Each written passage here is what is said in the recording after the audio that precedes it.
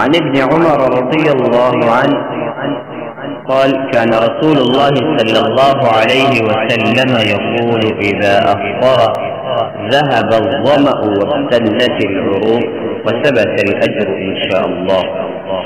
حضرت عبداللہ ابن عمر رضی اللہ عنہما فرماتے ہیں کہ رسول خدا صلی اللہ علیہ وسلم افطار کے وقت یہ کلمات ارشاد فرماتے ہیں: ذهب الظمأ وابتلت العروق وثبت الأجر إن شاء الله.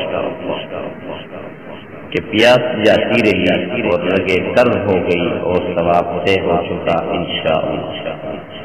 عن معاذ بن زهرة رضي الله عنه أنه بلغه أن النبي صلى الله عليه وسلم كان إذا أفطر قال اللهم لك صمت وعلى رزقك أفطرت.